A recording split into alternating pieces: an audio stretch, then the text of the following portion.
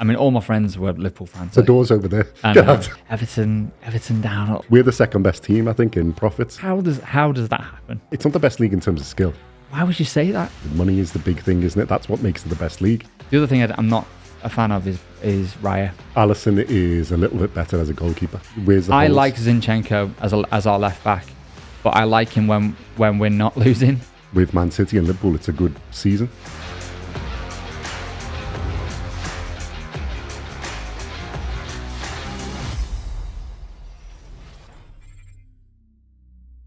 Welcome to FootyCast. Today, I've got a new special guest, Sam. Welcome to the channel. Thanks for having me. Yeah, and I think we'll start with, which team do you support? I'm an Arsenal supporter, so we're gonna. Okay. Yeah. Okay, and how did that happen? Although I don't have the accent of a Londoner, my uncle actually is to blame for this. Okay. So when I would have been about 4 years old, my mum was working for an airline at the time, so she was away a lot. So I lived with my grandparents. My uncle lived at my grandparents' house. Okay. So every weekend he'd have the football on, and he'd have Arsenal on. He was a gunner. Okay. And at that time we had the golden era of Thierry Henry with the invincible winners, The Wenger years. the Wenger golden years until it all went a bit pear shaped. But so that was my influence then, because they were on the TV every weekend.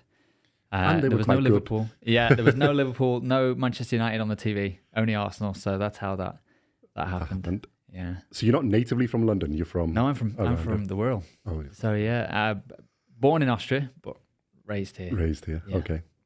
So that's how you got to Austria. Yeah, it's usually the influence, isn't it? It's somebody in the close by when you start young, when you're impressionable. Yeah. I think that's when they grab you, isn't it? Yeah. I mean, there is a photo somewhere of me with a Liverpool shirt on as a kid.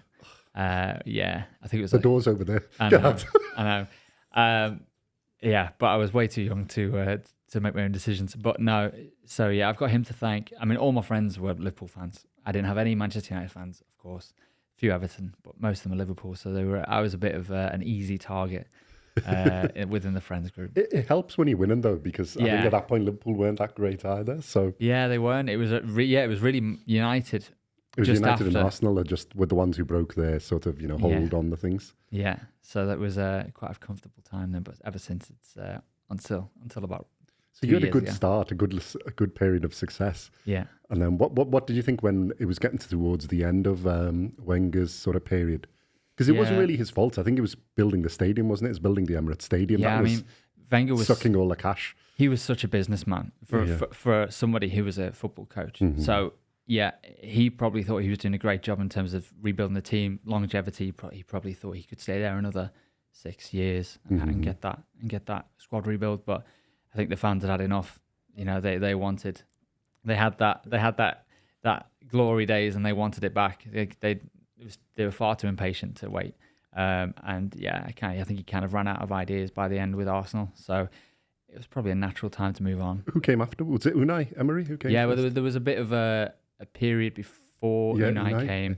I know Freddie Ljungberg was a caretaker manager for, I think, half a season. He actually didn't do too bad when he first started. I think that was that new manager bounce. But then, Unai came in. And in the beginning, I think kind of what Aston Villa have now, everyone was a bit like, oh, this is great, this.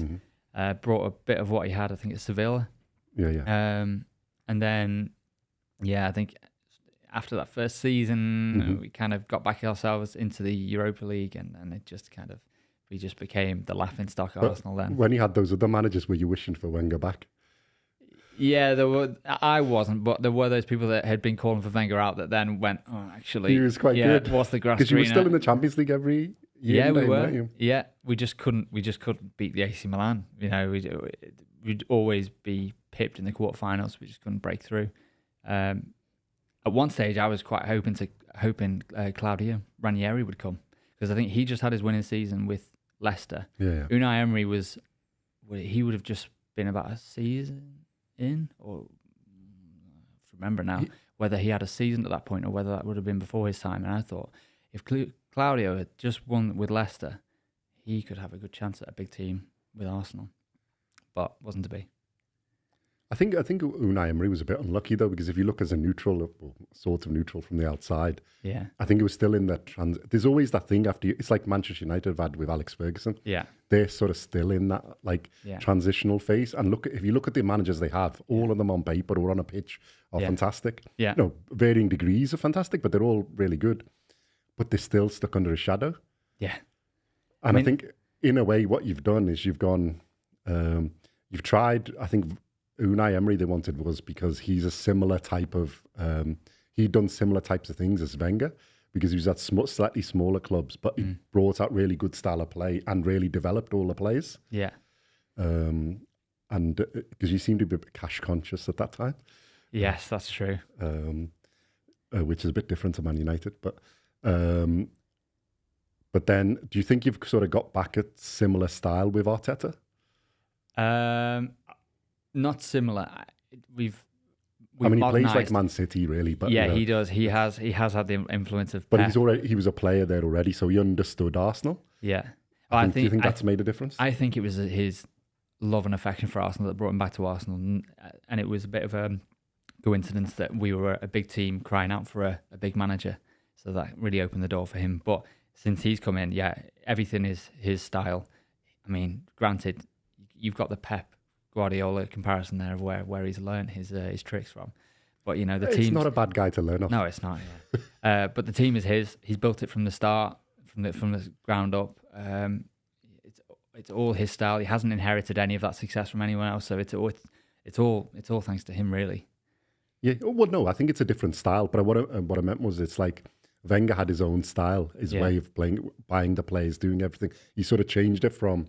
Because it was George Graham had that period of success in it, and then but that was completely different to Arsenal. Then it was usually 1-0 to the Gunners. Yeah. Style. You're probably too young to remember that.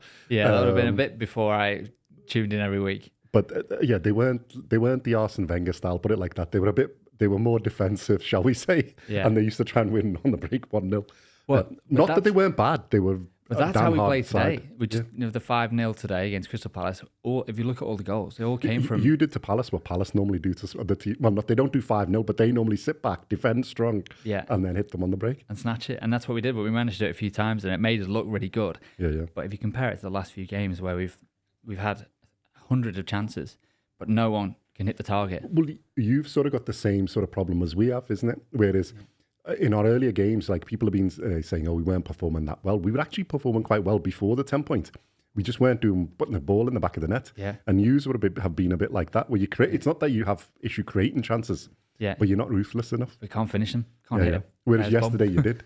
Yeah, that's true. I mean, with Everton though, like it's that thing. I remember having a conversation with a friend of mine, and he's a Liverpool fan, and it's probably not nice to say, but he's very much like, Everton down, all this, it's the red and blue Typical rivalry. But we were looking at that when that points deduction was coming, and no one knew how many points it was going to be. He was going, well, actually, if they are, how many points realistically would that points deduction need to sink Everton if that was to happen? But we were both sat there going, to be honest, the way they played, the first few games, and I think we were about 8 or 9 games into the season, we were looking at those last 5 games going, they played pretty well. And if they continue that, there's a night and day difference between the bottom 3, Luton, Burnley and Sheffield, than the rest. It's almost nailed on now that those are the 3 teams that will drop out. So I think Everton, they can look at that and probably take a bit of a confidence boost going, actually, if we just keep doing what we're doing, we'll be fine to the end of the season. We don't need to change the way we're playing.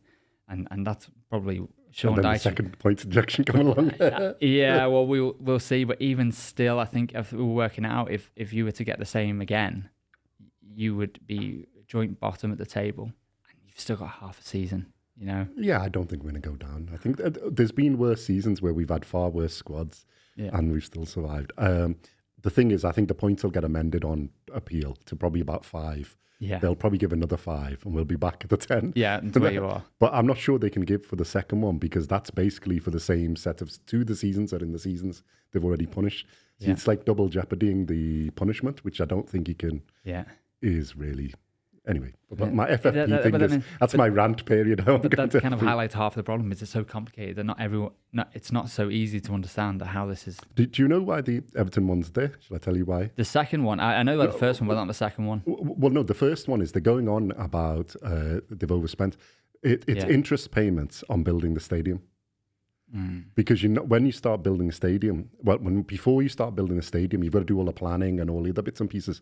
Because Everton's is on the dock and they're filling in a dock and it's a heritage site, it's cost them like 50, 60 or nearly 100 million to do. I think it's about 50 million, 60 million to buy the site, to do all the bits. They can't put that as an infrastructure investment, which doesn't count for FFP or PSR or whatever the Premier League one's called. But they can't put that in until they actually put a spade in the ground. So the costs that they put up to them have gone in, and that's what's pushed them over by the 7 million or whatever it is, 9 million. Yeah. But that wasn't in the rules when they actually did it. The Premier League have changed the rules afterwards and applied them retrospectively backwards. Yeah. So it's not quite fair then, is it, when you look at it like that? Yeah. And I don't think a team should be punished for building a stadium. Yeah, if we'd have wasted it on players. But it's strange why they put that rule in now. It's not like another team has just done the same thing and the Premier League going, right, to stop that, we're putting that in now. And then Everton have fallen foul of it. Seems like they've just put it in and gone, hold on. Everton are about to fall foul of this rule and we'll put it in anyway. Well, Everton been working with them since the beginning. It's not like we're Man City where we just go, go away. Yeah. We've got good lawyers, you go away. Yeah. We've said to them, that's fine. We know we're approaching the limits. Can we work with you to do it? That's why they've sold all the players. So if you actually look at the player transfers over the last sort of 2 or 3 seasons, they've got a fantastic, they're in profit they're not as good as Brighton. Come on, Brighton are ridiculous, but we're the second best team, I think, in profits. Yeah. And to be punished for a stadium build, I think that's just out of order. I think it's a bit wrong. But I don't think City should get them. So I'm one of the few who don't let them spend whatever they want to spend. I don't mind. Yeah. How long now for Everton is it going to take for them to undo? So, because it's 5, is it over 5 years? 3 years. Over 3 years. So they've got now a 3-year wait to rebuild their finances to get them in a good enough position where they can start spending again. Because at the moment, you haven't got that many players that would bring in much cash anymore. They can sell, but we don't want to sell them. There's Branthwaite, they could sell Onana, they could sell Calvert-Lewin if he ever starts scoring, but I don't think they're going to sell. No. There's a couple of those they could sell. The fullbacks probably are quite good as well. But Onana and Branthwaite are the 2 saleable assets. Yeah, Abdullah Doucouré would be another one. Well, there's interest from the Saudi league for him because his age, I think he's a little bit older. Yeah. So he's more like 2030. I think Branthwaite and Thingy are like, well, obviously we'd say like about 80 million each, but this is probably realistically even 60 million minimum each. Because one's a Belgium international and really good, and one's a left-footed 6'5" centre-back who can actually run. So he's a rarity in himself. Yeah. And I think there's a few teams who could do with that kind of defender. So both of them are in demand. But we don't really want to sell them because they're the 2 that make the team that little bit, separates us from the ones that, we'd be a mid-table team with them in it. If they take them out, then we're back down into trouble. How good is Everton's recruitment through their academy? Because there was they've had a few players come. There's Dobbin, isn't it now? Chelsea. Who did they sell one to Chelsea? Or was it Chelsea sold? No, it was Chelsea sold to Newcastle. Yeah. But Everton have had a few that have gone out. They develop a few. They had an issue, isn't it? Because they were trying to win like the Premier League 2, the under-23 trophy and everything.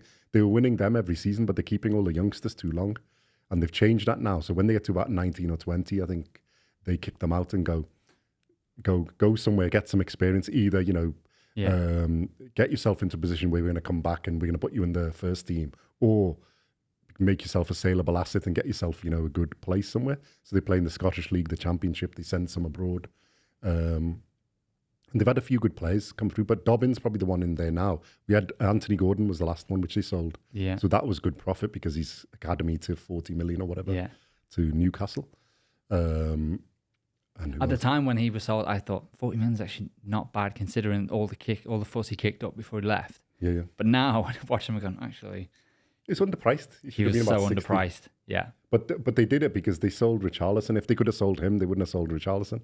But Richarlison, they'd promised from before because it was basically like, look, if we don't get to European football, we'll sell you in that period. Mm-hmm. And I think it was mainly We were fine until Benitez has come along and ruined it all. So you get hired a Liverpool manager. How they've hired him, I don't know. On the Benitez thing, I mean, I'm a neutral, so I have no affection to him with Liverpool and no affection with Everton. But I don't think that he had what he probably needed to succeed at Everton. He wasn't given everything that he would have. The problem was he sold the good players.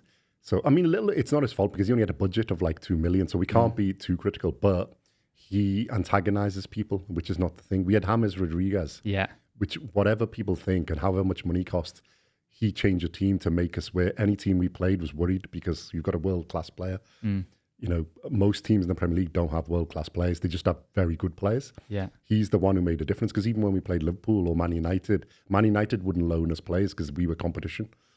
I mean, it helps if you have Ancelotti as a manager as well. Yeah. And that was the draw for him bringing him in. I'm sure once Ancelotti went, James probably went. Well, no, he has to stay, even with, but Benitez doesn't like him because when he was at Real Madrid, it was Benitez who kicked him out there as well because Ancelotti had him and then he went. So that was probably the worst manager who could have come in for him. It is, and the thing is, they said he was proper fit because there's like Richarlison and other people who were like, you know, can speak Spanish and whatever. Yeah. It's like they all said, well, they speak Portuguese and Brazilian, but you know, that were in that sort of group, they've all said, yeah, he was, we don't know why he got rid of him because he was really, he was actually made the effort to get fit and he was ready to go. Because you know he's going to only play half the games, but in half the games, if he wins you them or gets you a good result, you know, it's 30, 40 points. You're safe. Yeah. And the other 20 games you can do with the rest of them, get a few more wins and you're fine. Yeah. Because if you look at his goal scoring and his setup, his assists was fantastic in that first period of time. How many? So was Carlo Ancelotti? And he only played 19 or 20 games. Was Carlo Ancelotti there for a full season? It was a season and a half, but it was over COVID.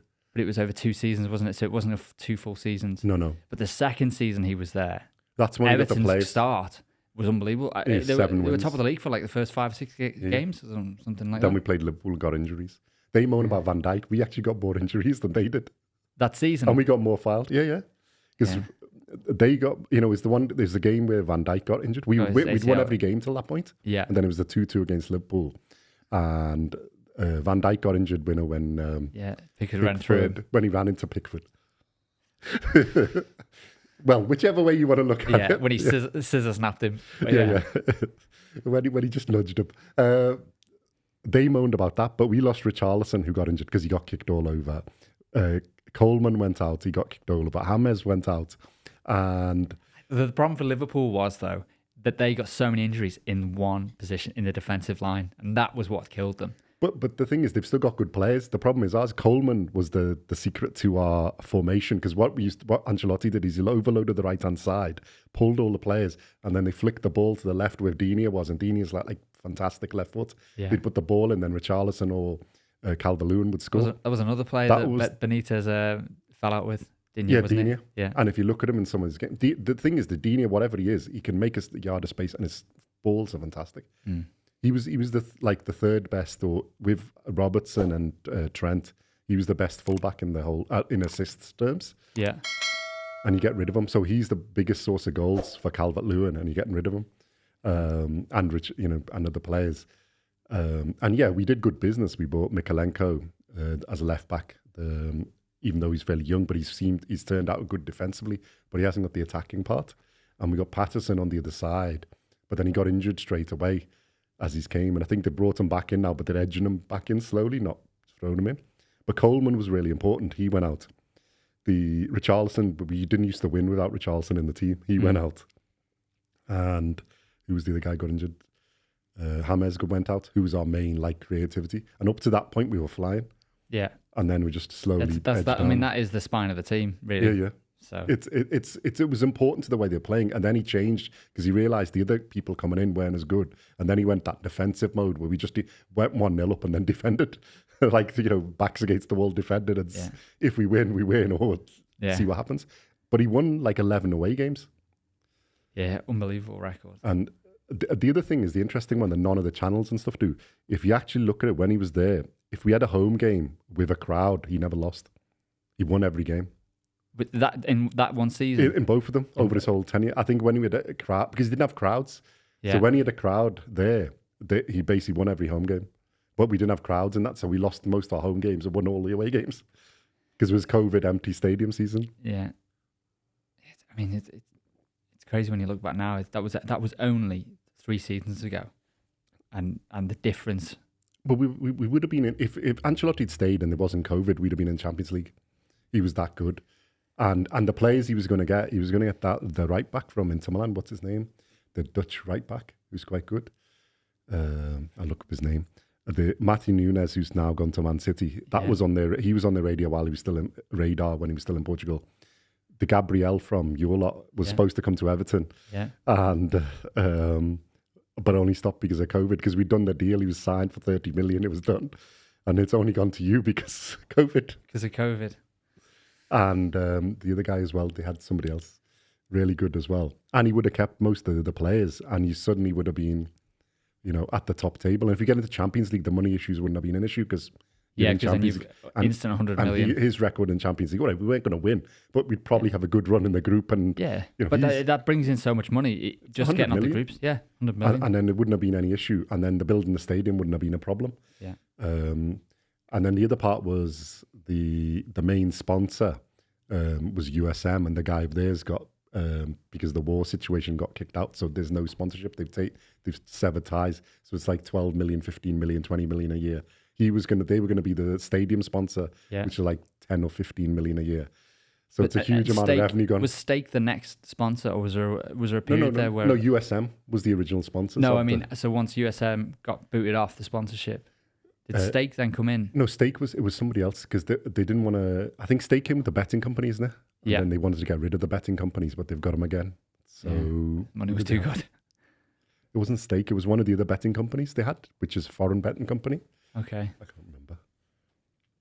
But no, that they did on purpose because they were trying to time them. So when they get to the stadium, they run out of contract and then they're going to up all the prices, aren't they? Everything. Yeah. So they've got all their sponsorship deals running till the stadium opens or thereabouts that season. And then like the shirt ones, everything else. And then they're going to obviously with the stadium up everything. So was it Carlo Ancelotti then, if that was the key thing that underpinned all of that success? If he hadn't left. Do you know whose problem it is?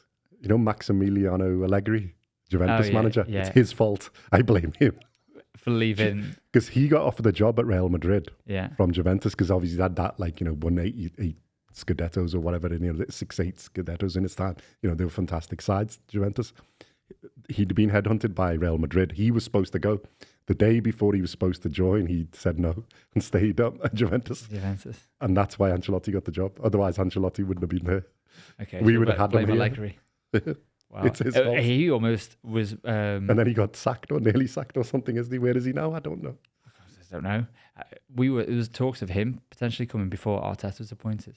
It was one of the names that was put in the hat around Unai Emery's departure.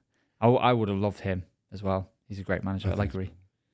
I think he's quite good. I think he's a bit more disciplinarian though, isn't he? So I'm not sure it would have been suited to more modern players. Yeah.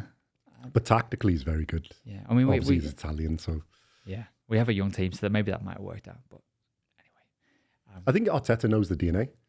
The funny thing is when we got them, because we got them on the same day, they started it, Arteta and Ancelotti, and they were like, well, Arsenal should have Ancelotti.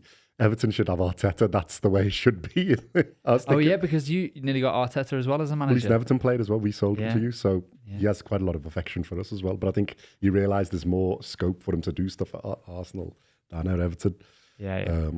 I think it went the right way. I think that was the right fit. Yeah. I think Arteta wouldn't have had quite enough. He wouldn't have been able to do what he wants at Everton at that time, whereas Ancelotti was the right thing because he could raise the profile to get the right kind of player. More than Arteta, and I think Arteta's worked out there. I know of quite a few Arsenal fans, though, they were moaning at the beginning. They wanted him to go. There was. But it's kind of a bit like the Ten Hag situation. He didn't have long enough at that stage to have the team that he wanted. We had so many bad eggs in that team. There was a picture of the other day, of Arteta in his first season of all the food. And there's only 1 or 2 faces left of the players that are there now that were still there when he joined. Well, he accelerated the you have a transition phase in it, and that's what it's affected Man United is because they've never got over it. Well, and funny you should mention Man United because they've just today got that CEO. They've just appointed. Yeah, it's the one transfer they haven't made for 3 years that they needed to make. But now they got the CEO, the guy, really successful. The name escapes me, but he is. The company that they own about 12 football teams. One of them is the New York City. Yeah, it's one of the New York City football clubs.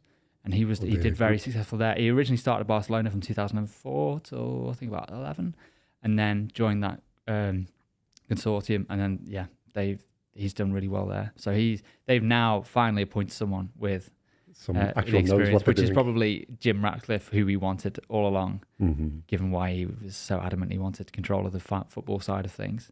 So it will be interesting now to see what they do, if and how much of a difference that will make for United. I think it's still going to take them time.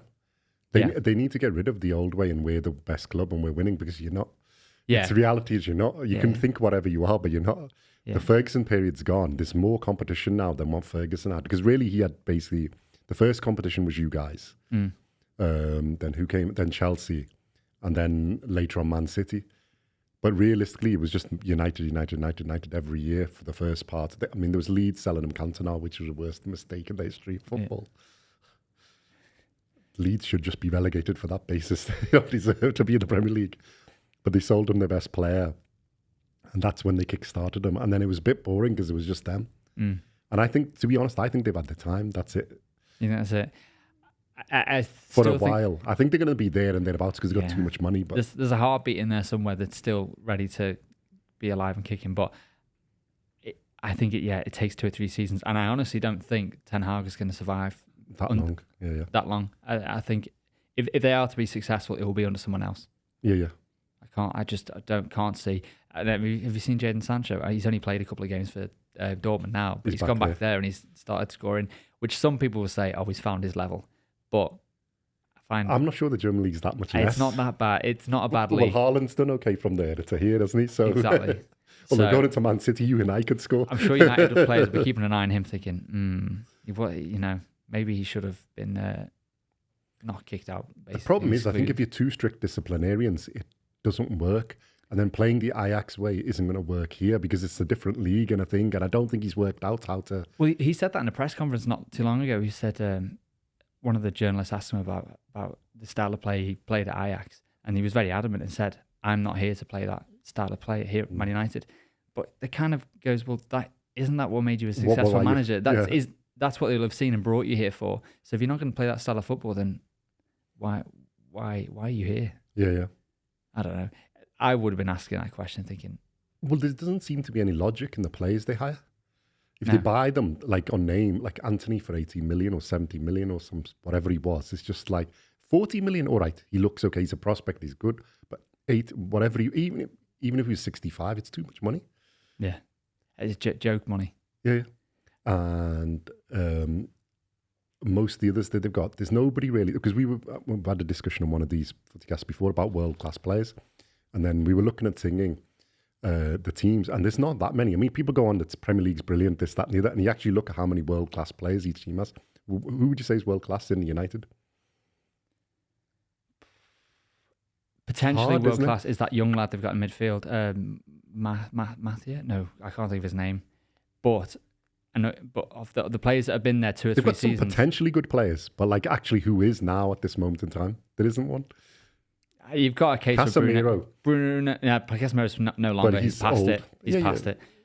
Bruno Fernandes is... The problem is he's not in the right team to be world-class.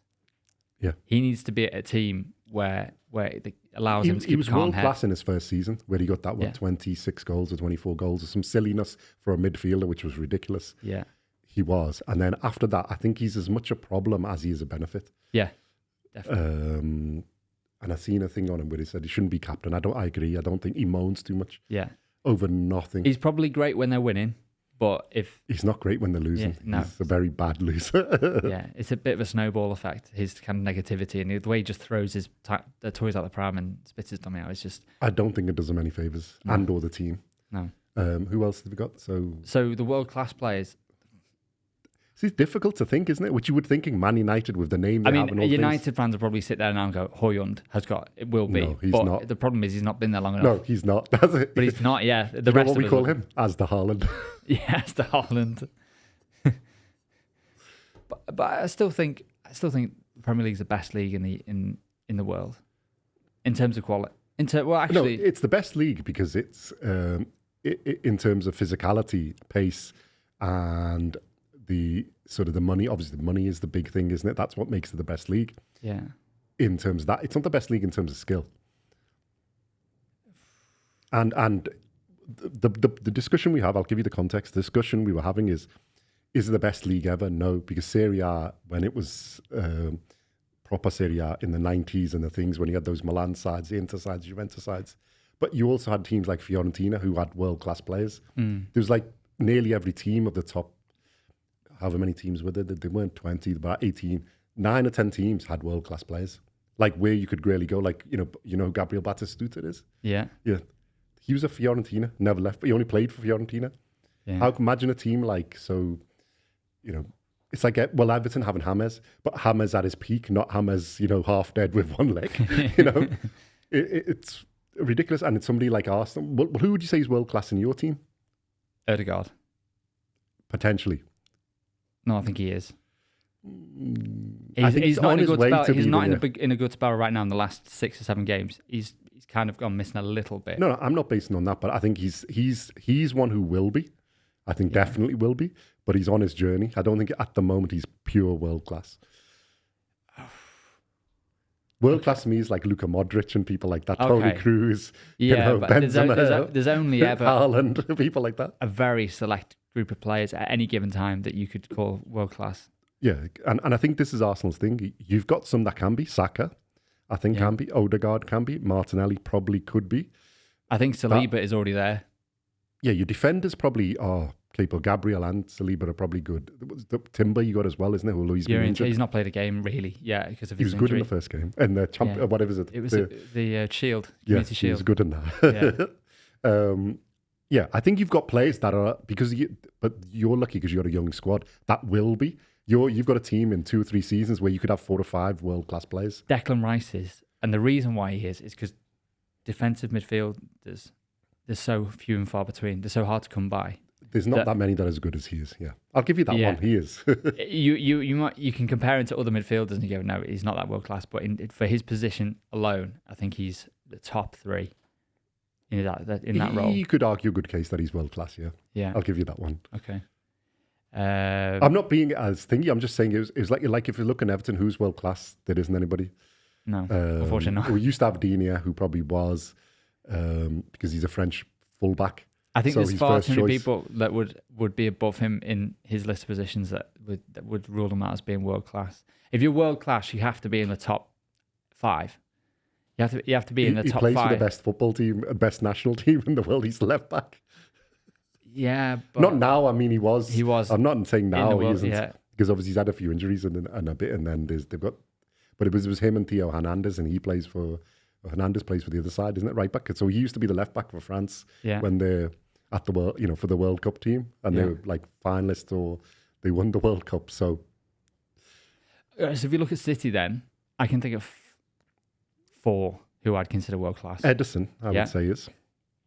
Go on, who else? I've done one. Haaland, obviously. Rodri, and De Bruyne. Yeah, that's who we had on our list. That's what we've discussed before. 4. There's other great players, Bernardo Silva, but I wouldn't say he's Liverpool. World class. Alisson. Salah. Yeah. I'm trying to think of them. Before injury. Are we talking about world class now?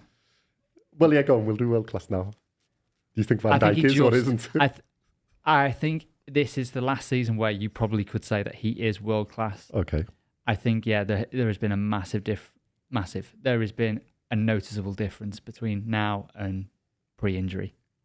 Yeah, I would agree. I think everybody'd agree with that. Yeah, and the obvious thing is before the injury, they'd always go down the opposite side. So as he played right centre back, they'd always go down the left. They'd always go down the left hand side. Whereas now, they never got past them. Yeah. Whereas now, he seems to. They're not that concerned. They're not that concerned. Yeah, so I agree. I'd say 2. I'd say Liverpool got 2 in Salah and Alisson. Well, I think Van Dijk on what he's done before. I think we put him in because there'll people complaining if we don't. But now, I'd err on your side. I'm tempted to put Trent in there. No. The problem with Trent is if you put him as a right back, is he world class? No. if you put him as a player, just as a player, he probably is, because on his ability to pass the ball and do the stuff. But as a right back, no. So it depends how strict we're being. As a player, he probably is world-class level, because he plays for England. He's got it, but it's a bit that it's the way he plays in Liverpool with going into midfield and going forward, and if he's got protection at the back. But as a pure right back, would you have him as there? Because I know what you mean. If you put Trent in the same position, but a team that doesn't have the same protection, and he's got to do more defending, then the cracks will start to show. But where he's in a team that has 70-odd percent possession in the game, he just shines, because he just... Well, even when they sold Henderson, and when Henderson fell off, and the other midfielders fall off who ran round, you could see that Trent was suffering. Now he's got back again because they've got some more mobility in midfield and help him a little bit. And they've got the centre-backs back because they were all injured. Yeah. So I think if you, like you said, if you put him in a different team, he's not... He's not world-class, but because he's in a team... As a right-back. Yeah. I don't think you'd play him a right-back. If I was a manager and put him in a team, I don't You wouldn't put him in right mid? I'd play him in midfield. Depending on... I'd put him in and work out a system where we could use his benefits, because he's worth it. I hate to say that about that's nearly a headache from praising Liverpool players. But he's so good at being part of that system where the wides come out and then fold up to the top into right. Perfect system for him, isn't it? But if you're putting him right mid and you're not putting him in that right back position, it doesn't give him the ability to play that way. You can play it there. You just have to have one of your midfielders who goes back, who covers, isn't it? He's gone. But then why put him in right mid then if you're having to pull another midfielder? You could play him in right midfield. You could play, if you're playing him as a pure right back, I wouldn't play him. Yeah. But if you're going to get the bet, if you had Trent there, you would play him as Klopp does, play him in right back, but you just, you let him have his free role doing and passing, because he's sort of good. He's not really a byline crosser. He's just on the edge or before, isn't it? That halfway line, halfway after the halfway line to the box, isn't it? That's where he does. And then Salah, somebody will go down the side to give him that space so they can spin the ball back. Yeah. I don't know. Yeah. Maybe overanalyzing. I'm going to put him in the world class, but I can see your point about defending. If you had to defend more, then no. Well, when he's been against when they've been against really, really good left-sided left wingers like Vinicius and people, he's just been ripped. Having said that, Vinicius probably rips most people, so it's not that bad a thing. Yeah. But I think there's even better right backs for England than he is as a pure right back. As a player, I think he's up there, isn't it? As a player, he's world class. As much as I hate to say that. Some Liverpool fans might try and argue that Núñez is on the cusp of it as well. No. But no. I struggle to justify his price tag. He's been great at times, but this captain of chaos label that's kind of stuck with him. No, he's one with potential, but he's not world class yet. Yeah, no. The only other player there who you could, I don't know if you could, Diaz, if he's on form, if he's not injured, but I don't think he's world class yet. But he's a better player. I think Mane, you would, if you had to Mane was world class. Yeah, he is. I mean, this is kind of the problem that Arsenal have, is that the way Liverpool play between the front three, Mane, Firmino and Salah, was, I think, the best front three that the Premier League has ever seen, ever. And then people will say, well, what about Man United in the 07, 08 era? But when they had Rooney. In terms of ruthlessness, I think the Liverpool front three are most ruthless. That is the front three, that's the bar. And I think if Arsenal have a front three of Saka, Martinelli, and that third person, now that's the question for Arsenal now, is who we're going to sign to be that number 9. We need that link, because the link and the interplay between them 3 players is unbelievable. And you're lacking. It's not the play. I think it's a ruthlessness issue. Like, the thing with Liverpool is like Mane was a bit less, but Salah is so good because he is just like single-minded goal scorer. Yeah. Even though he's on like the right wing, he's really like a number 9, but on the right. Like a typical centre forward where they don't really. I ain't going to pass to you if I've got a chance to score, isn't it? It's his speed though. He's so fast. He's ruthless. Yeah. He misses chances, but it's like his head's never going to drop. He's just, the next one will be along, boom, boom, boom, boom. Yeah. And actually in speed, they're not as quick as what they do, because I've looked at like the speed charts, I'm bored. Who's the fastest players, who come up in the thing, because there's normally Kyle Walker wins. He's like 30. He's actually slower than a lot of others because their top speed is less. It's his acceleration over a short distance. He's ridiculous. But it's that hesitation that the defender's kind of going backwards, and it's whether he's going to go left, right, left, or straight through, and it's the speed at which you either change direction or make that decision. Yeah, it's the speed. That's the speed that is like, wow. Yeah, and he makes his decision really fast. And the thing with him and Mane is that you had perfect balance. And Firmino was like you said, it's a three link, because he was like the false, and they'd go forward. And between them, they were. You can't put two people on Salah, because then Mane's free. Yeah. You put two on Mane and Salah's free. What are you going to do? And then Firmino's just. And if you did manage to control them, Firmino's sneaking in between you. What are you going to do? Yeah. That's how they had that fantastic season and a half or whatever they had, where they were ridiculous because they had all them. And then the midfield didn't really do anything for them, because the midfield was just there to protect. And you had Robertson and Trent doing, where they were just basically attacking fullbacks. I mean, Fabinho, Wijnaldum kind of was an unsung hero because he did a lot of work off the ball that no one really saw. Well, him and Henderson, that's what their game was. It was all of them were, even Henderson was, like, I'm not a fan of Henderson, never have been. I was like, why Liverpool bought him? But because he's super fit. And when he was there at that right period of time before he got a bit too old, it was just that he could cover all the ground. That's all you needed him to do. And then he's got better as a player as well. I'll be fair. I mean, don't be so biased, but he's got better as a player. But I think it was just, that's what they were doing. They were covering Trent, and Trent was made up for their lack of, I mean, Wijnaldum can attack, so we should say he's a Dutch player, so he's got some of that vavavoom in him. Yeah. But for the other midfielders, you had Trent made up for it. And obviously, because I actually think Robertson's a better defender than Trent. Yes, definitely. Better defender. And as an overall fullback, he's what I would define as a fullback. I mean, they were even Trent isn't. They were pretty neck and neck on numbers with assists and goals created. Well, it used to be between them two and Digne, didn't it? Yeah, that was the three fullbacks in the Premier League who had the highest assist numbers. Well, yeah, when they had higher assist numbers than De Bruyne, and even in seasons where City won the league. But yeah, they were neck and neck. There's not really much difference between Robertson and.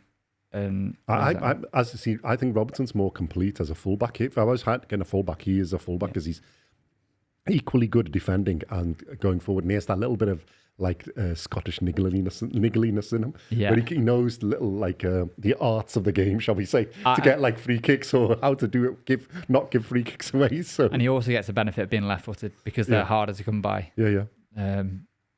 Which is actually why Gabriel Magalhaes is such a good signing for us, because how many left-sided that's what we were looking for, left-footed centre-backs. Yeah, there's not many. But that's what I said about Branthwaite, isn't it? That's why he's valuable, because they could probably get 100 million from him, because he's only 20 there. Yeah. And he's taller, he's fast, because he doesn't look it, because they look big, huge lump.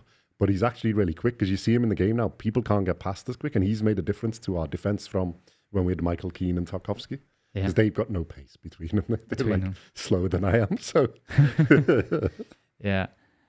Well, yeah. But that's what Gabriel's made a difference. But I mean, if I was Arsenal, I wouldn't want to be selling Branthwaite. And you said they're 100 million. How much would it be?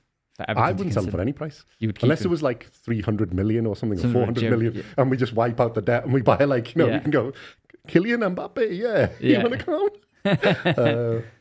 You're on free, aren't you? Yeah, come, we'll pay you, don't worry, we pay you 100 million a season, you can come and play with us. Yeah.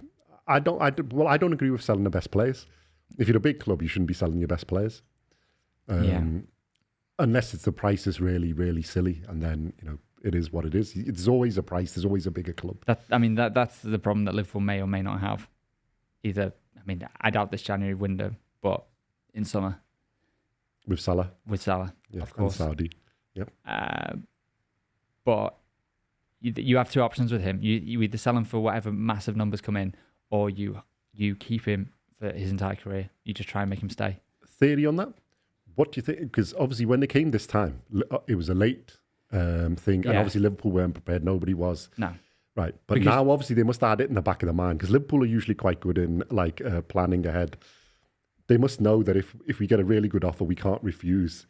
They must have somebody or people in mind that they can go and get. Yes. Vinicius Jr. will probably be top of that list, because you've got Mbappe going to Real Madrid, and where does Vinicius play then if Mbappe plays? So that will probably be someone they'll be looking at.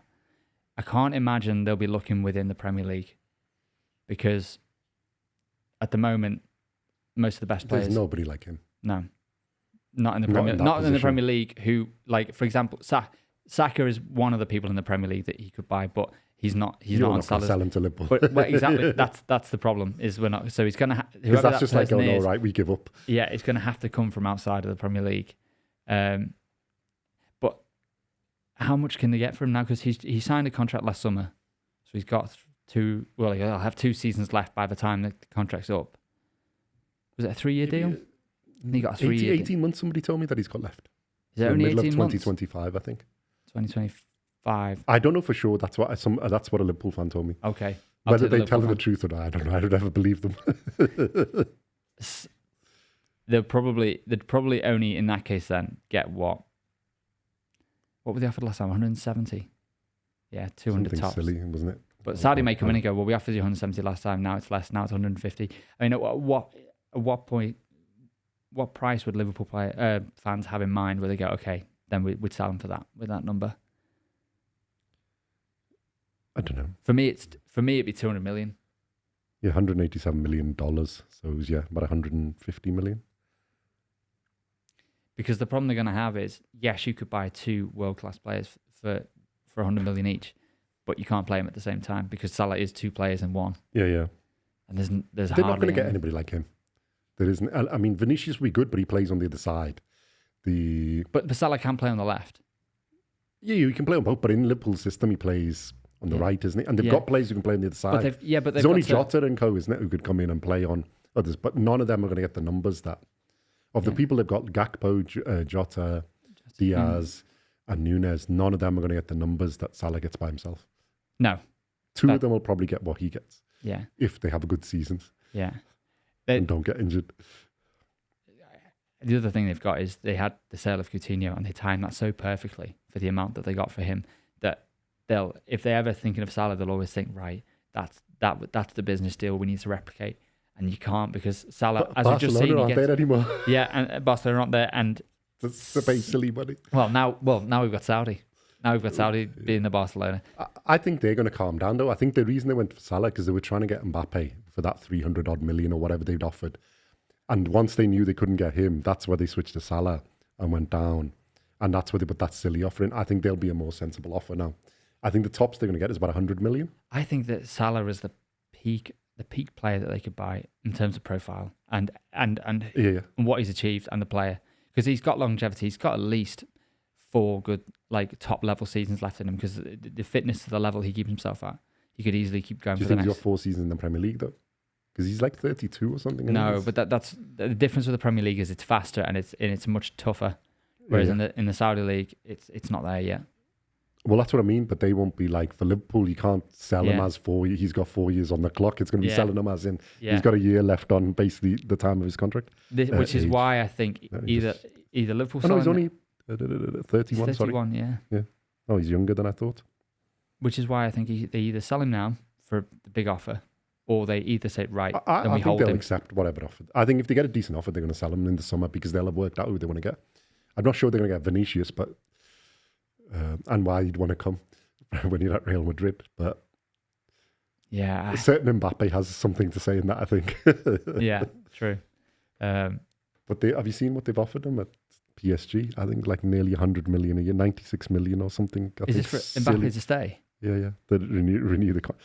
Man, that guy, imagine going into a job negotiation for your salary, and you just go, yeah, they want to take me. How much? Can you just double my salary? Yeah, I'll stay. Don't worry. But if it was all about money for him, I mean, he could have gone to the Saudi League.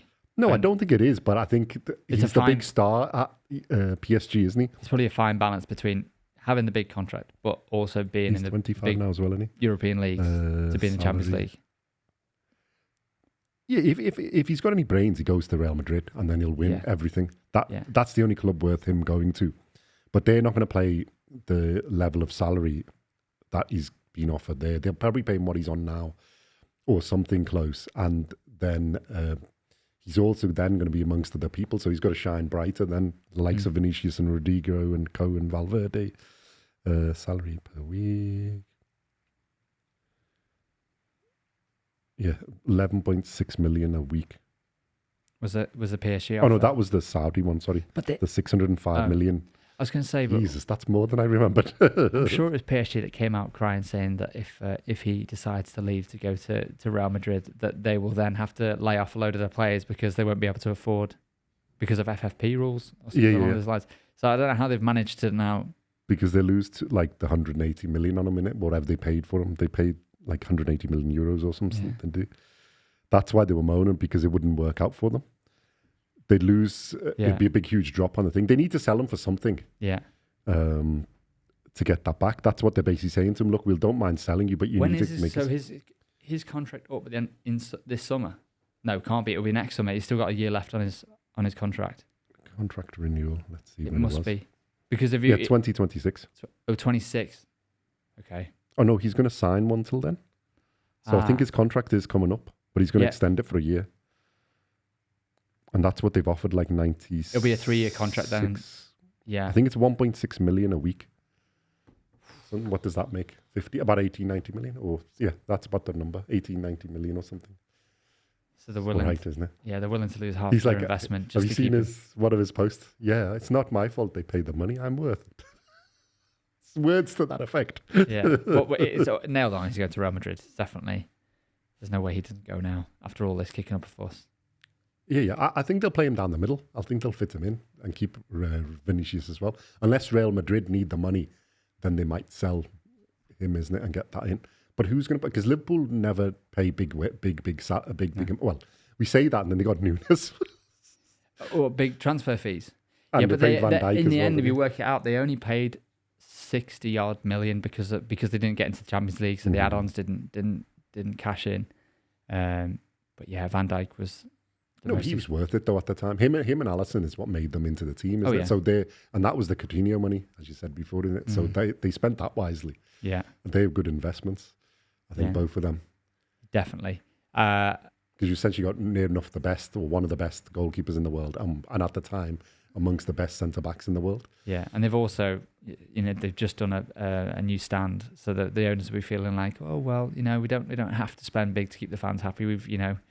We did a big signing last. They did 3 midfielders and a four signings they made in the last window. Decent players. So I don't think they'll be spending big unless they sold Salah. Yeah, and then it's what money they get. Yeah. And then it is tricky who they're going to buy. But I think let's leave them because I'm fed up of talking about them. Number 9, Arsenal. Who do you think?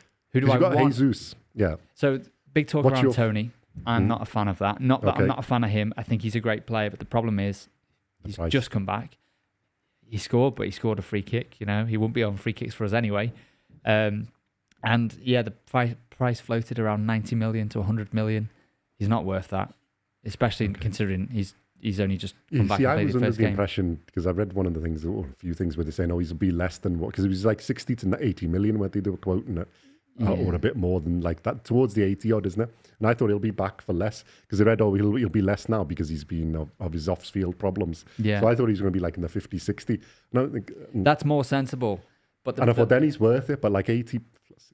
80 plus. I don't think it's that good. I think the only way Arsenal get that price down, if they are genuinely interested in Tony, which it seems like they are, is if they go after like a Solanke, who I would prefer, by the way, from a Bournemouth. Go after Solanke. Obviously, they wouldn't want to sell him, and they'd say, he's not for sale. And then they drum up interest with him, and then Brentford drop the price and think, well, actually, we still want you to buy Tony. We need you to cash in. So Tony, I'd rather take Solanke as a player, but I doubt Bournemouth would be wanting to sell unless we paid big money for him. Well, I think you'd have to pay big money for any striker worth their salt. It's going to be a decent amount of money. It's whether do you think you need anything else, or could you just go all out for just the number 9? We could, because you have a decent squad. Yeah. I like Zinchenko as our left back, but I like him when we're not losing, when it's either 0-0 or we're winning. I don't think he's that great when we're down and we need a goal. Unfortunately, there's something there we haven't. He doesn't create much. So I would say if we can get a left back, I would be happy. We had Tierney, but he. Have you sold him, or is he on loan? I think we might have sold him. Okay. He's definitely gone. Because he's not there. I know he's somewhere else. He's gone. He's in Spain or something, isn't he? Yeah, he went to Spanish South Coast. I can't remember what team he went to. But I would be in favour of getting a left back, even if it's just to give Zinchenko a push and say we're bringing someone in, and that would spurs him on to be a better player, because I do like him and I think he's brilliant.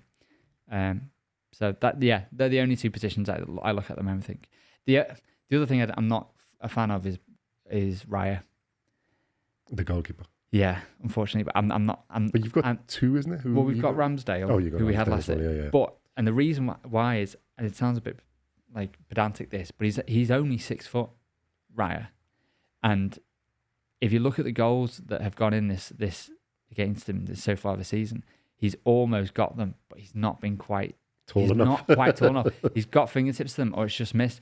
And if you look at Edison, if you look at Edison, Alisson 6'3", Martinez, who I was in favour of keeping, by the way, when it was Leno and Martinez, he's 6'5". So that's a massive difference of 6 foot, especially in goal. Ramsdale, I think, 6'2" or 6'3", but I mean, I don't know if you saw what Ramsdale said on that podcast. It would have been out a month. It was like he was sat on a podcast with Ian Wright, and he said, "Oh yeah, I struggle when I'm in goal to keep my concentration for 5 minutes at a time. I'm concentrated, but then I'm all over the place." And you're thinking, why would you say that? Like, and Ian Wright's looking at him like, yeah, Arteta being ballistic, going, write that down. Like I sell him, give me a proper goalkeeper. Raya was already in at that point as well. So you're thinking, like, that's just a nail in your coffin. Why would you say that? So why do you think he's bought Raya because he can play? Well, he had a great season at Brentford. Yeah. But the way we play in terms of like putting him ahead of Ramsdale, or I think he was always going to give him that chance. It would have been daft bringing Raya, a £30 million goalkeeper in, and then not unless Arsenal's keeping a clean sheet every game and Ramsdale's having worldies, then yeah. But it was always destined to be given a shot, and then it seemed like Ramsdale's fallen out of favour with him. There's that thing with the podcast. Comments like that. His dad coming out and saying, "Why aren't you playing him?" and all these little things. And you're kind of thinking, is this like kind of some kind of master plan by Arteta, like testing Ramsdale, thinking, let's see his resolve. If he mentally falls apart, and then I've got my answer, then I know that Raya was the right pick. Or does he just want Raya? And he thought, well, Ramsdale was a nice little stopgap from getting Leno and Martinez out, but Raya is going to be our main man. And to be honest, I haven't seen anything from Raya that makes me think he's world class, because we need a world class goalie if we're going to be going for the Premier League. It does make it. I don't think people appreciate how much a difference a world-class goalkeeper actually makes. Yeah. For a winning team. Well, like Liverpool with Alisson. Yeah. I think Alisson... Even though they're good goalkeepers, they haven't been... He made the difference. Him and Van Dijk made a huge difference to them. Yeah. They made them into the Liverpool they are. I'd put Alisson again ahead of Edison. If I had to pick both, I'd put ahead of Edison. Yeah, as a goalkeeper. Yeah. Edison's better at playing. And Alisson is a little bit better as a goalkeeper, as a pure goalkeeper. Yeah, he's more calm. If he's got more time to think about a player decision, he's better. But Edison, in that moment where the ball comes to him quickly, he's got to do something and get rid of it. He can put it on a sixpence from like 30 yards away. Edison is the best goalkeeper. Well, of what I've seen, there may be better somewhere else, but of any of I've seen, he's the best with the ball at his feet. Yeah, I think like you said, he can just put it wherever. As a pure goalkeeper, I think there's some people who are better, and Alisson's one of them. I think he's better as a pure like shot stopping and everything else. Yeah. Not that Edison is bad. I mean, I wouldn't be unhappy if he was our goalkeeper. No. I don't think you'd be unhappy if he was yours. I wouldn't. Yeah. I think Alisson's that little bit more secure, apart from when he has those like two times a season or whatever, he has his little mishaps. Passes it to the other team or something. Other than that, he's pretty good and stable, but he's always calm. Yeah. Selling Martinez, I think, was a bit of a blunder. He would be. He's brilliant. Yeah. I mean, I think he's more his housery is better than anybody. He's just entertaining. Oh yeah. But he is intimidating, and he's got that bit like he's massive. People don't realize how huge he is. And he knows how to put it about. He's not just massive with just massive. He's massive, and he knows how to put his weight about. Yeah. He can get down. I mean, he stopped that shot against Calvert-Lewin. Most goalkeepers wouldn't have saved that. Yeah. Just because he's big enough. Yeah. Legs are long enough. Yeah. So Raya for me, unfortunately, I don't think he's going to be. I could be. You think he's a stepping stone to somebody else? Yeah, unfortunately, yes. I don't think it is intended to be, but I think that'll end up being that way. Okay. Whether Ramsdale comes back. So goalkeeper maybe. Left back, Yeah, but probably, and number 9, definitely. I don't think the goalkeeper is a priority yet. I think give Ramsdale and Raya their chances and see how that partnership goes. But yeah, I think left back and definitely centre forward. Definitely straight centre forward. Yeah, which kind of pains me to say because Gabriel Jesus is an unbelievable player, but unfortunately, through injuries and just some games not being able to fire, he's just. I think he's a bit too injury prone, but he's good. But he's not quite like top level number 9. He's good as he was at City as the backup. Yeah, and he'll score you about 10 plus or 14 plus or whatever goals. I also don't think he links up all too well as a front three with Saka and Martinelli, because whoever needs to be there needs to be glue. Like Firmino. Love, but I don't think Newcastle would sell him. They can't buy anybody now, so they might want some money. It might be worth making him an offer. I can't see them selling him. Although he's not going to be cheap. Yeah, but I think he's 6 worth figures. It. Yeah, well into the 100 millions. But he definitely would be worth it. Yeah. And I think he would, because he's got that pace to link up. He got pace for the break. He can keep up with those two. Definitely. I would honestly... And he can play a bit like off the wing, so he can link into other people. I mean, his goal against City, that bending, great goal. But I think it's going to be a Tony or Solanke, personally. If I had to put nobody from abroad. Osimhen from Napoli. Yeah, he's been touted. He's about 150 million. He's about 150 million, and we have spent big. And the Napoli chairman don't sell unless he wants to. And we have spent big in the last couple of seasons. So I think if we spend money, it's going to be under 100 mil. I can't see it's going all out. So for that reason, I'd say those are the top 2 choices. Premier League proven, basically. Yeah, Tony and Solanke. Okay.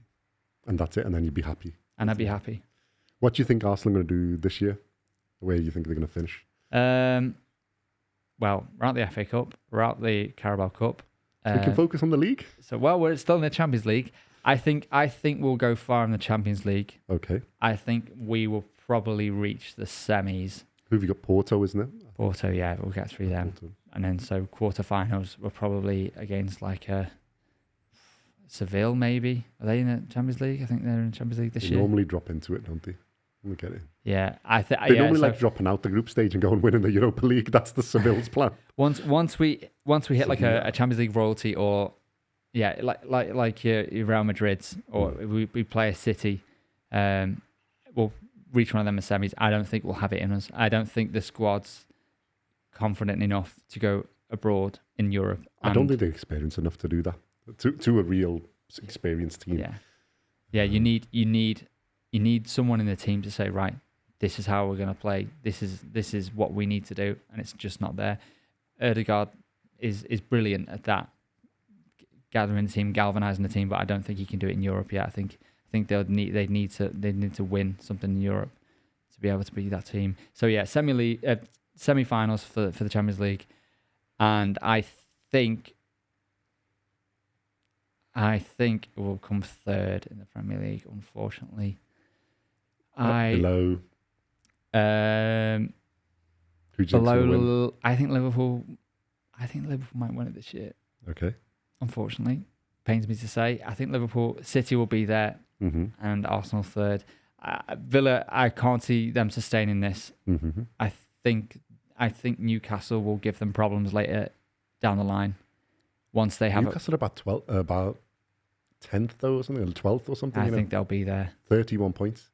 Are they? I still think they'll be there at the end. Above Tottenham and Aston Villa? Yeah, Tottenham always fall off. No, Aston... you're an Arsenal fan, aren't you? Yeah. St. Totteringham's Day is my favourite day. United, I don't think will be anywhere inside the top 6. I think they've got no... Well, I would say United are too far. Newcastle are behind them by a point, and they played 21 games as well. Yeah, but Newcastle United haven't been fielding their top 11 in the last since November. They had a lot of injury problems, so I think they'll really catch up in the second half of the season, and I think they'll be making up like 12, 13 points. Yeah, interesting. I think it's going to be the same. It's basically the top 5 that is now. It's between. Well, they're going to stay the same. I think Villa will be there. I think Tottenham will stay there. Villa will be. I don't think any of the teams are that good. I don't think United will get it together. No. Either Manchester or Newcastle. I don't think they're going to get it together. I think Eddie Howe's going to have his second season syndrome this season. Yeah, could be. I mean, a lot down to injuries. It's not against them, but you're not going to get them all back, and they're not going to be fully fit straight away. So it takes time to get them picked. So I don't think they'll pick up enough from the other part of the season. But I think they'll be higher than what they are if they get them back. They'll get probably to Europa League positions or whatever. Yeah, minimum. I'd say minimum fifth. Tottenham are actually quite good this season. I know like Arsenal fans don't like that, but they've had injuries, but they're actually still quite good. They get Maddison back. There were 11 games in this season. I think there were 11 games in, and they were top of the league by 1 or 2 points or 3 points. But if you looked at the teams that they played, they hadn't really played a top team. Now they ended up playing us and drawing against us, but they very quickly got found out. Well, Maddison got injured. Yeah, well that's all it takes. Maddison injured someone. They got someone else. Well, they've got Son's out now. The others are injured. Richarlison was out for a bit. Well, he hadn't scored before, but he started scoring now. Yeah. I think they'll be there or thereabouts. Yeah, not at the top, but I think the top three is the top three that it is now between Hughes, Liverpool, and Man City. Yeah, I think Man City are going to win because they always do. But I think Liverpool are going to be pretty close. I think Hughes will just be a little bit behind that Liverpool. The magic of Man City this year is not the magic that they've had the last few seasons where they can, as they did against Newcastle, where De Bruyne just turns it on. I don't think they have that same spark. Now, they did it against Newcastle, but I don't think they can do it as easily as what they have been doing. I think it's going to be closer. I don't think that it's going to be. I think it's going to be closer. Oh yeah. I think it's going to depend a lot on what the game between City and Liverpool, whenever they have the last one or whatever, that'll probably be the 3 point deciding between them. And Arsenal as well, because Arsenal beat City away. Yeah. We've got to play Liverpool again in 2 weeks. I think it's in a week or 2 weeks. Yeah, it's fairly soon. Very soon. But they're coming to the Emirates this time. Last time. Then it's interesting. Because we drew to them. You've been to Anfield already? Anfield. We've already been to Anfield. So I didn't know that. That makes it a bit more interesting. But yeah, I think the top three is out of you three. Yeah. Because we got a good chance. We can be a stumbling. If it is between those two teams, we can be quite a big stumbling block for them. For those two teams. I think it's going to be between all three of you. Yeah. I don't think, because there's not that big a gap. I think it's between the three of you, and it's going to. Well, I didn't know that. If they were to come to the Emirates, then it is quite close because it's the results you get between you. Because I think you can beat most, unless you get injuries with one of them or something, to key players or whatever. I think if they all keep going, I think it's just going to be on your games between yourselves. So the 3-way split, basically. Yeah. And Aston Villa can beat anybody on the day. Tottenham can pull one out the hat and be awful or be brilliant. There's a couple of other teams in the Premier League who can do that, where if they turn up, they can beat anybody irrespective of, even the low, like a Brighton or somebody who can do, magical performances and then they're rubbish. But they can win 5-0 or lose 5-0. So hold on, we played Liverpool twice. We played them in the Premier League and then we played them a week later in the FA. Now hold on, one of them was at Anfield and one was at the Emirates. Now I have to remember which way around it was because we played them like 2 weeks apart. Maybe it was. You lost the FA Cup one, innit? Yeah, we lost it. We played first in the Premier League and then we played them again in the FA Cup and lost in the 2-0 FA Cup. Go on, carry on talking, I'll search and I think the FA Cup was at Emirates, which means I think we played them at Anfield. Then that reverses it back. Arsenal v Liverpool. Trying to remember which way around it was. FA Cup was at the Emirates. Yeah. And the draw was at Anfield. So you've got your game on the 4th of Feb, actually. So they are coming to the Emirates for the next Premier League game. That's going to be crucial in the thing. So, I take a lot from the fact that we went to Anfield. And actually, I think we were winning. That was when they scraped one right near the end, wasn't it? Yeah, it was. Yeah. Because I hate that when you get you guys. 2 games so close to each other. And because I'm thinking of the Odegaard handball, but that was the FA Cup game. That wasn't the Premier League game. The FA Cup one you weren't as good, but the league game you should have won, really, the league game. The FA... Oh, no, that was the league game with the handball. The FA Cup one, we played amazing for the first half, but we didn't really, as everywhere else we played, couldn't find the goal. We had loads of chances. We had great possession. We outplayed them for the first half. Oh, yeah, that was the first game, wasn't it? The FA Cup. I watched one of them, isn't it? And then... Yeah. I only seen the highlights of the other one, so No, I think the FA Cup was second. Yeah, no, because you played last year, isn't it? Before Christmas. Mm-hmm. No, I must have seen the league game. Yeah, and the league game... Because that was when we did outplay Liverpool that game, but that handball... Oh no, I must be thinking of a different game. The Odegaard handball really should have been a penalty, I think. But, the one where he's fell on it. But his hand's coming back to him, and they're saying, "Oh, it's coming back to a natural position." But Well, I think we had a debate on this on another episode, but we were basically, I think in old school rules, I don't think really, but I think in the modern rules, that's definitely a penalty. Yeah. Because he has shifted the ball and... Because they're talking about the position that it's coming back to him, and in that position, it's not handball. But for me, you're looking at in the way in which he's turning and it comes into that ball. That, for me, is what makes it a penalty. Yeah. So I agree. You can say the same for a lot of these VAR decisions. Oh, there's lots that go the other way. And are you VAR in or VAR out? I'm completely against it. See, I'm completely for it, but I'm for the technology. I'm just against how the people that are using it. The problem is the VAR should be brought in with all the things, but it should be objective, like not an opinion of somebody sitting in an office who's completely thingy. It should just be like, because the problem is it's not just them, it's the rules are silly. We were talking about this with somebody else where you got the offside. Yeah. And it's like, the line can be like that. Why not just make it so you got to be, because the whole point of offside originally was made is because when there wasn't offside, you could have a goal. You're the goalkeeper. I'll just hang on you. Yeah. Yeah. It was goal hanging. That's where the word originally came from. And because you used to have like 5 forwards and all the things, and you just goalkeeper, you just punt it and then you go in the old school, like 1930s, 40s, whenever it was. Then they changed the rule to stop that. So from the spirit of the rule, it's to stop people goal hanging. Well, you should have like either a foot, 50 centimeters, or a meter. You've got to be ahead. Like a body's probably about 50 centimeters. Yeah, the problem clearly ahead. And if you're not, that's the line. That's the line of where the defender is. That's the line of where the forward can be up to. If they're past it, it's offside. If it's beyond. So it's none of this, your line sticking right on it. It's a clear and obvious thing. And if you're a linesman, if you're ahead of that line, I can see you and go, poof.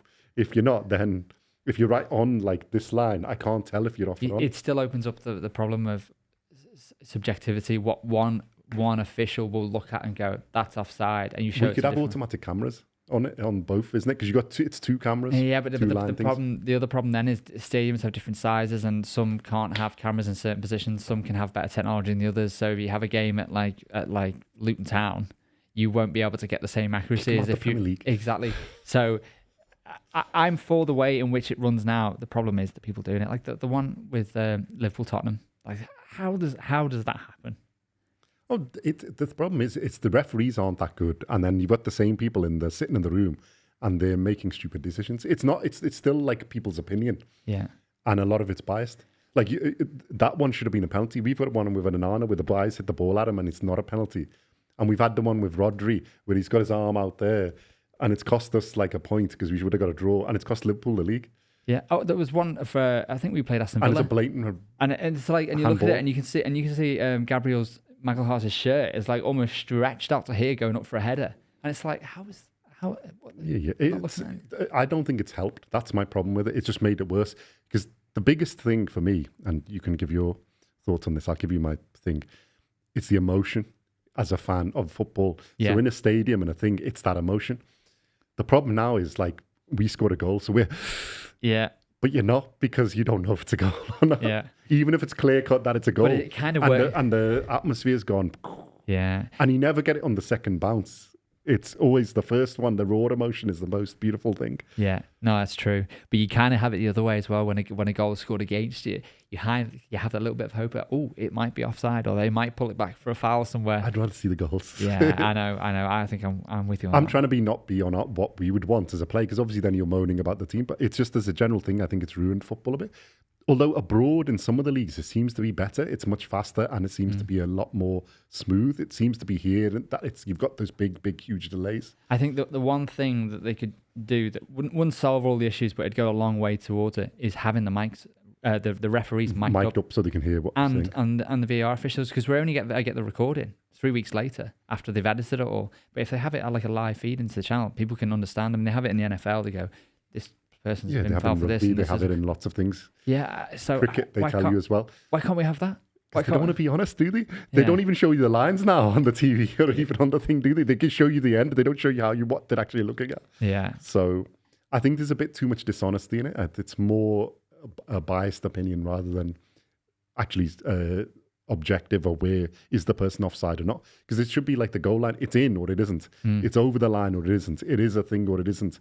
And they need to make the rules clearer so you can easily tell, is he offside or not, or is it a handball or not?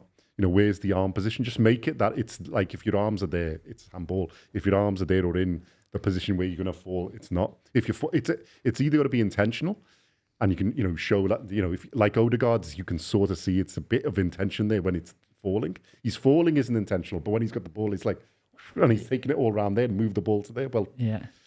I mean, but if it just hits his arm, like if it was falling and it hits his arm, that's not a penalty. Yeah. For me.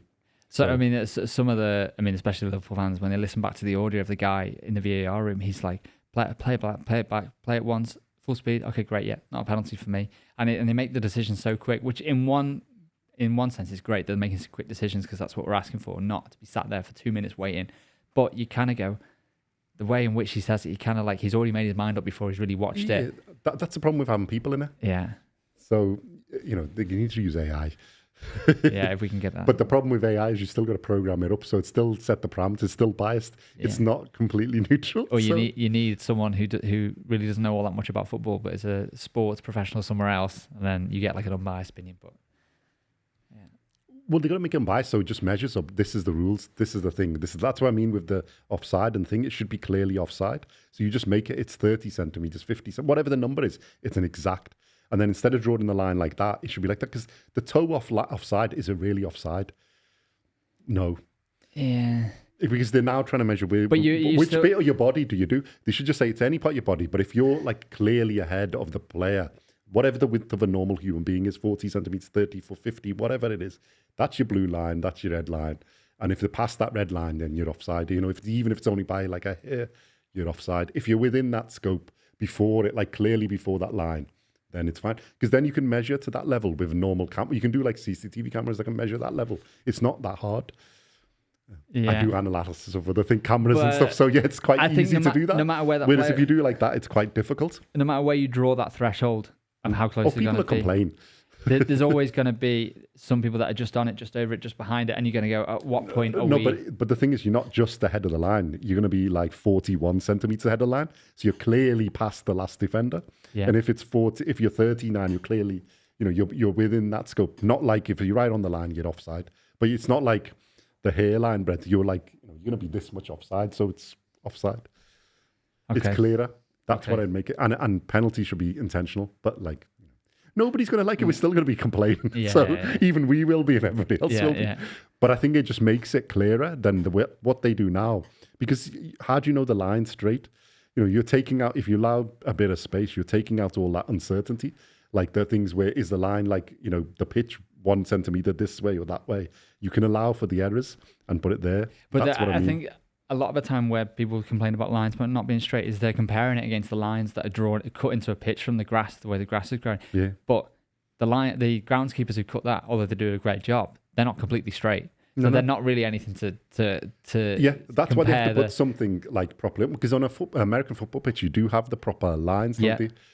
I don't think you want to put them on a pitch because it's but they can have like the sensors to have the thing and you can work it. But I mean, even for a linesman, like the silly thing where they're allowed to play, if your play is clearly off, over that limit, you can see it. Like if you're this far ahead of this line, like the last player, I can see that. That's easy for me to judge. If I'm trying to judge you by, is your shoulder just slightly ahead of the guy or not? And it happens in such a quick space. Yeah. Whereas that I can see, because even, once you're doing it, you can see that much ahead. All right, you might be onside because you're still, you're like that, not like that. Yeah. But that's what the VAR should be for. But in a normal game, then he can, you can get on it. It's easier to see than like trying to work out millimeters on a thing.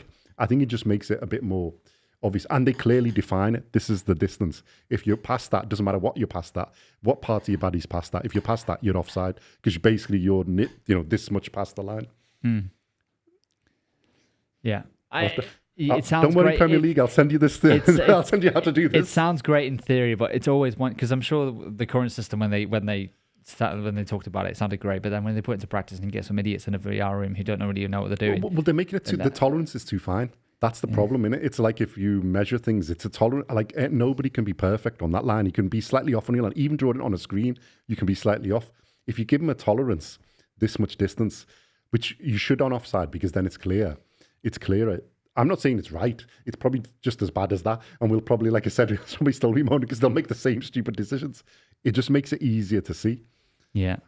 You know, even if you've shown it on like a screen, which like you said, if they're mic'd up and thing go, yeah, he's on that line, he's past that threshold, he's not past that threshold. It's not a perfect line. It's a foot or two or 30, 40. Whatever the distance, I don't mind what it is. You just pick a thing and say, if you're ahead of that, of the last defender, then it's offside. And simplify the rule rather than have all these silly nuances. And the handball, they should do the same. Pick something and simplify it so everybody knows what it is. The problem now is nobody actually knows the rules. I just worry that they won't be able to, whatever the threshold is, they won't be able to measure it effectively. If it's 20 centimeters, how do they know at what point? They're still going to have to measure from the last bit of the defender what 20 centimeters is. But you can measure just from the last bit, not measure. If you're over the line, you're just over line. 20 is too small. I think you have to make it enough where it's clear and obvious that somebody's offside. So like 40 or, probably 30 is the least, but 40 or 50 centimeters. If you're past that, the thickness of a body, basically, if you're that much ahead of the defender, you're clearly ahead of the defender. So, we can make that. If you're within like half of that, right, you're not. But if you're past the defender, then you're offside. You can't argue because you passed the defender by not like a millimeter. You're clearly some part of a decent chunk of your body past the defender. Yeah. The distance can be anything. It can be a meter. It can be whatever it is. Because that's what they sort of used to do. Because before you had VR, the linesman would have had to clearly see you past the player, isn't it? Yeah. Or the referee would have to clearly see it. They're not going to measure like... they made mistakes. They made some awful mistakes in the past, but yeah. It means you're making the amount of scope for error a bit smaller. Whereas now it's like, it's an extremely fine line. Well, what, do you measure to a millimeter? Are you offside? Is it like 0.1 millimeters? Is it, 1 centimeter? What is it's literally the tolerance of those lines? Well, it's just the pixel of the camera. It's just, if the pixel of that guy's foot is further than the pixel of the guy's other foot, he's off. And that might not be the right measurement, but that's the only thing they've got to go off. Which is what I think they make it longer. So you make, if it's measured on pixels, you just work out what's a number that's reasonable there. That makes it clear and obvious that the person's there. If they're past that line, they're offside. If they're in between that line, they're on. It doesn't matter about the body part. It could be the nose. They just passed it. You're offside. It doesn't matter. Your ear's gone past it. No, you're offside. So, yeah. And they need to do something because I think if they keep going... They need to evolve it. Yeah. I mean, it's easy complaining, isn't it? But it's easy for us here to sit and complain. But like, if you actually have to make it, like you said, there's got a thought in. They would have looked at it loads. But I think as long as I don't mind people making mistakes as long as they go, I made a mistake, but I've got to, let's learn from it and evolve it to make it, how do we fix this thing? And they'll probably make some other mistake, but then at least keep moving it. So, well, you can see them trying to be good. Adidas have this developed technology, which actually, as you were saying, let's do this, but with AI. They have made this technology and it's in other leagues. But the problem is Nike pay Premier League sponsorship to use their balls in all the Premier League games. So Premier League aren't contractually allowed to have this Adidas built software in the stadiums because of Nike. So they have the ability to correct this, but they just choose not to do it. Yeah. Well, when money comes into it, that's what ruins everything. They don't want to get sued by Nike. So maybe when that contract runs out, we might see an improvement. Tell Nike you make better balls. Yeah, because I think Adidas have the sensors in the ball or something, don't they? Where you can judge over the line. Yeah. Well, that's what they need to do. Sit down, work it out. If they can't change the sponsorship, just go to Nike. Look, can you do this? Sort it out.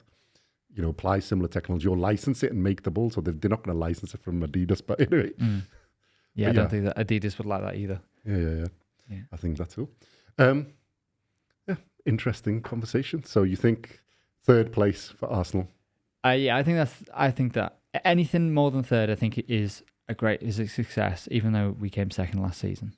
But I think if you're competing right till near the end with Man City and Liverpool, it's a good season. Yeah. And a few more steps in the Champions League, I think you've had a good season. Yeah. And then, like you said, shore up some of the holes in the squad, striker, left back, whatever they are.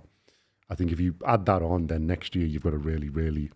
Because you got to remember, De Bruyne is getting a year older. Haaland, depending on what they do this season, might not stay forever. Yeah, I'm sure he's got Real Madrid in the back of his mind somewhere. Well, I was just going to say, if Mbappe isn't sorting himself out, decides to stay at PSG, I think that Haaland will be on his way there. I think both of them might be at some point. Because Haaland, he's won a Bundesliga. He's won 2 Premier Leagues now and a Champions League. Mm-hmm. How many more Premier Leagues and Champions League does he want to win until this is like, well, this is kind of the same?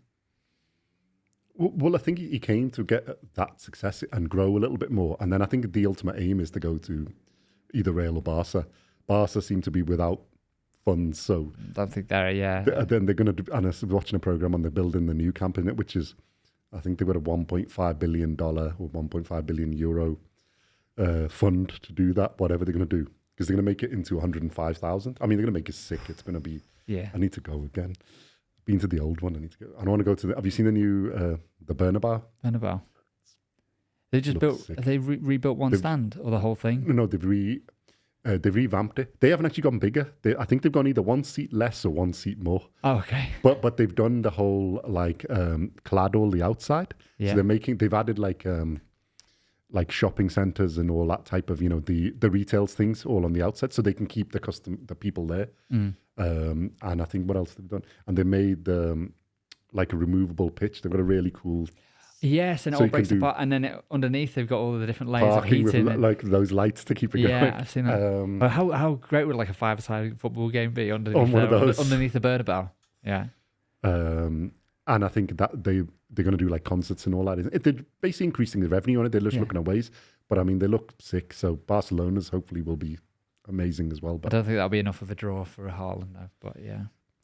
well, I don't think they've got the funds to do it. I think Real Madrid have, because they haven't actually spent that much. They've only spent on Bellingham, but that was because they haven't spent for 3-4 seasons. They were quite, while they've been to the stadium as well, they haven't spent that much money, but the stadium's going to be finished.